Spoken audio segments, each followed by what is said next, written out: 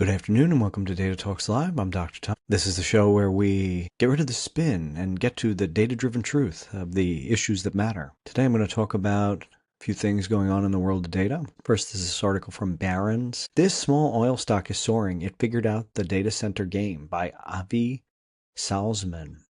So this has to do with the company ProPetro.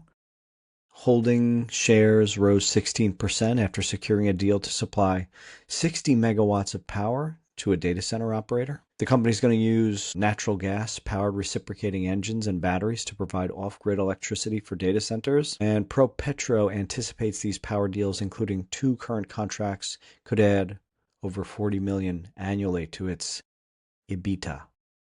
So my point of view on this is it's probably a model for what data center power is going to look like industry-wide in reality.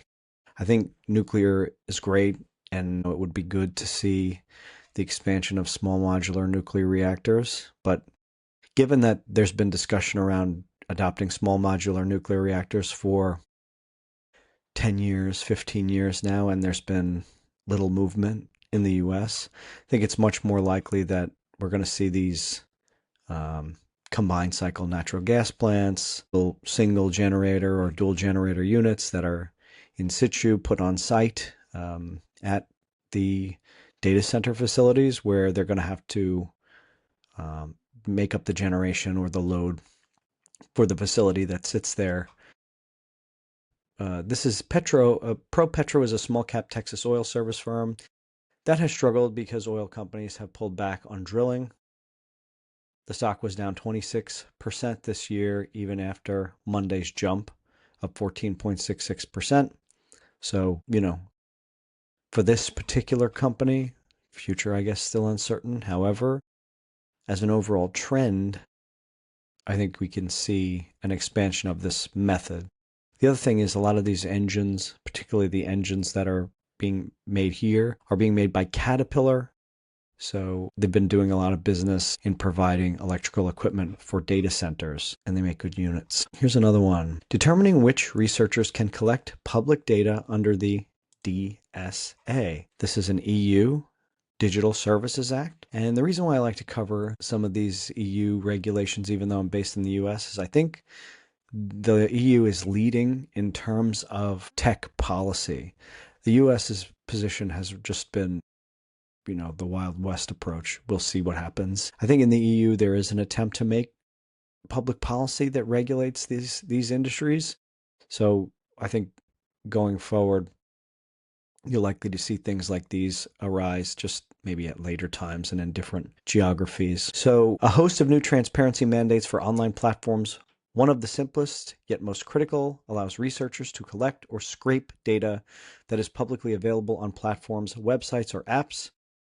This is the first in a series of posts about data scraping and researcher rights under the DSA. So for those that aren't aware, scraping is the automated collection of data from the user-facing interfaces of websites or apps.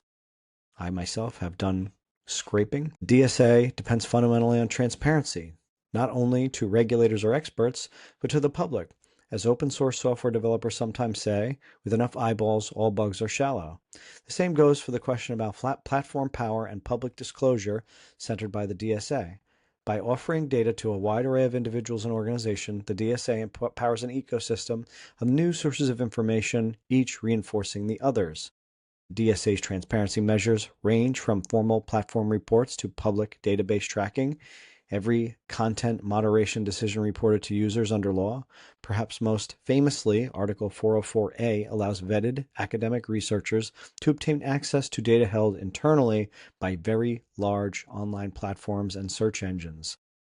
This is a unique provision that does not exist in the US. A company's data belongs to them, and there really is no mechanism for public accountability for data that's generated by a private company.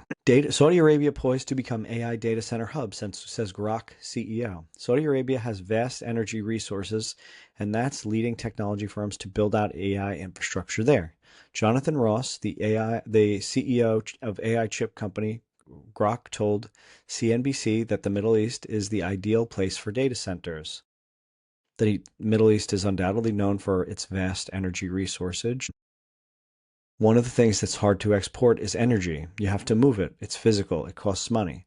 Electricity, transporting it over transmission lines is very expensive, he said. Data, in comparison, is very cheap to move. Ross, who previously worked on AI chips at Google's parent company Alphabet, added. So since there's plenty of excess energy in the kingdom, the idea is to move the data here and put the compute here and do the computation in AI from here and send the results. I wonder about latency, especially getting to the US. You have to go through the undersea cables, not for all data, but for a lot. So I was on a submarine, and not that I ever saw the undersea cables because submarines have no windows, as I was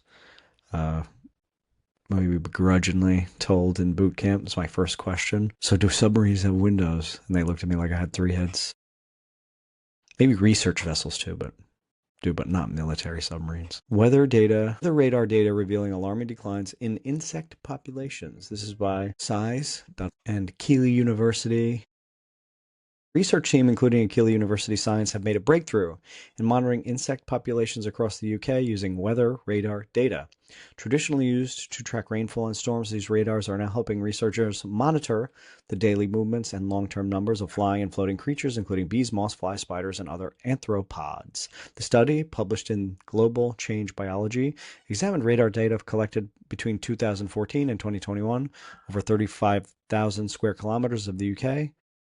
It found while daytime insect numbers have remained widely stable or even increased in southern regions, nighttime airborne insects have declined overall, especially in the far north. The data showed that the nocturnal arthropods, such as moths, have significantly declined over time, and areas with more light pollution showed lower nighttime and daytime insect activity. Overall, there are more insects in landscapes dominated by woodland and cities, while there are fewer insects in farmland. For every human on Earth, there are 1.4 billion insects for which we know almost nothing. Long-distance insect migration is often misunderstood, an essential but often obscured component of the life cycle in small animals.